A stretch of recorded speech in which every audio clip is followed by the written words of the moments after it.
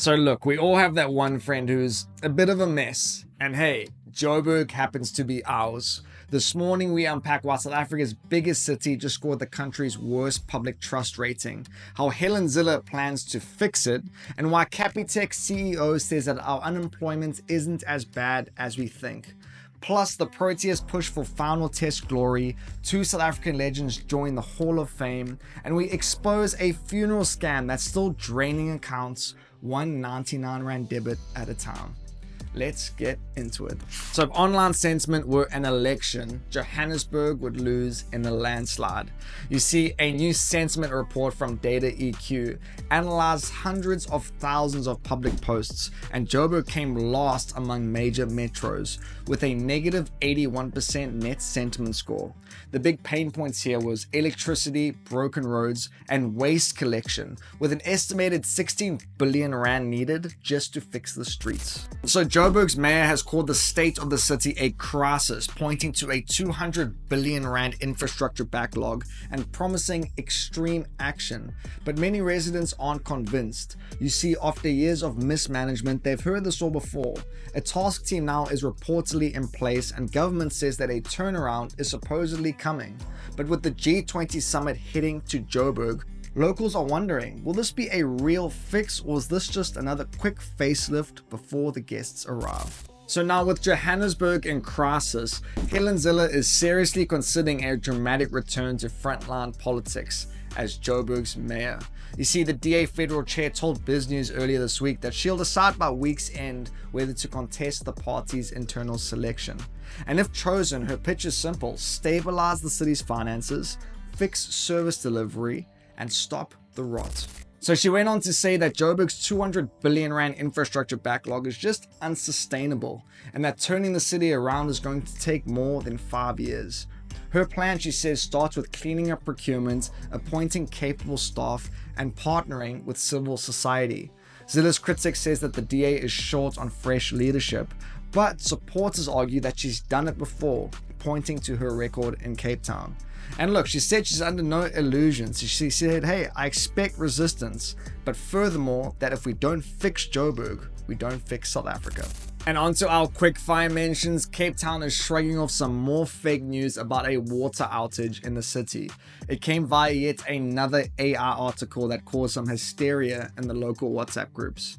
When in doubt, my friends, just check out the official pages. 70 South African runners landed in Rwanda this week, the first cross-border step in a plan to relocate and protect 2,000 runners while boosting Rwanda's ecotourism game. And finally, South Africa's mayor is dragging Ramaphosa to the Constitutional Court, saying that this new procurement law delays city contracts, which slows fixes to the likes of potholes and pubs. And onto our finance section. Capitec CEO Gerrie Fourie says that South Africa's unemployment rate is not 32.9%, it is closer to 10%.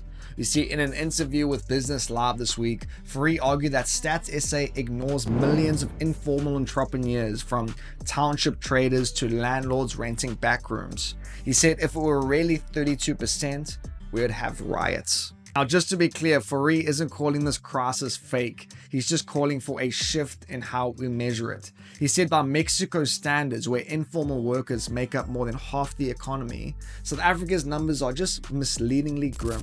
So Capitec sees this emerging market as a growth frontier. The bank has already added 45,000 new business clients in 3 months and is betting big on this overlooked economy.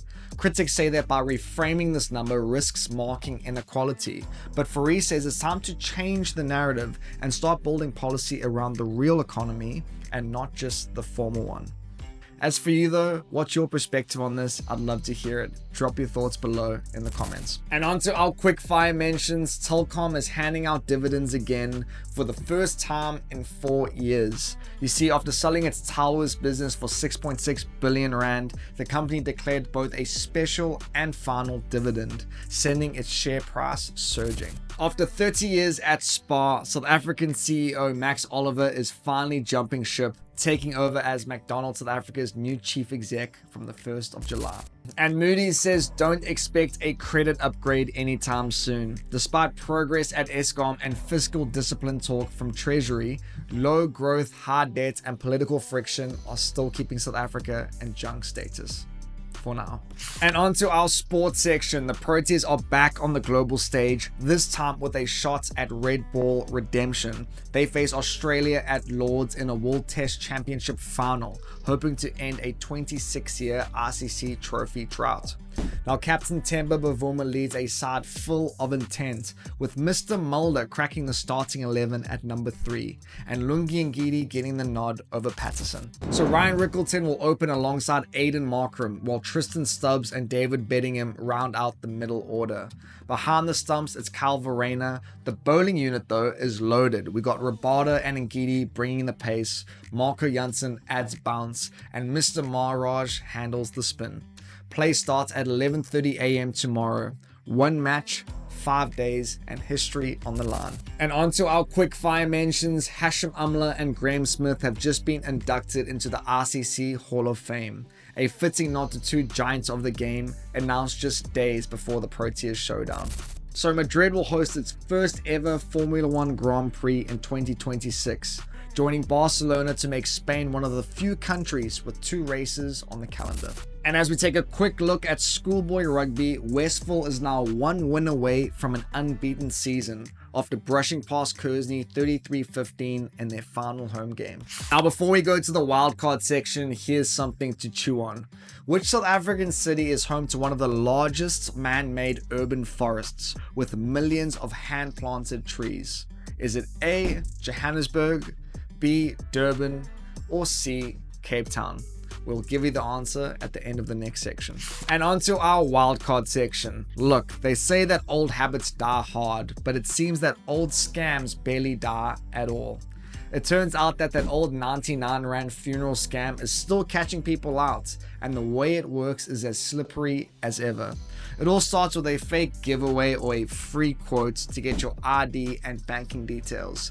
Then comes the debit check SMS, and before you know it, you've approved a funeral policy that you never wanted, and in most cases, doesn't even exist. So this year, regulators have already fined multiple funeral companies for offering illegal cover, essentially selling policies without proper insurance backing. Meanwhile, though, some banking customers have flagged unexplained 99 Rand deductions linked to similar scams. Not from the bank itself, but from fraudsters abusing the system. But look, the scams playbook hasn't changed. They slip in a debit order through debit check, dress it up as insurance, and vanish before you notice. So be sure to check your bank statements like a hawk. Never approve SMS debits from unknown providers, and always verify any funeral cover through the FSCA's registry. And as for that bagel bite, the answer is Johannesburg, home to one of the world's largest man-made urban forests, with some reports counting as many as 10 million hand-planted trees. And look, for a city that, as we've seen today, is facing more than its fair share of problems, it's a rather beautiful reminder that, hey, Joburg's still got roots worth fighting for. My friends, that's it for today's show. Be the reason that someone smiles today, and I'll catch you all tomorrow. Cheers.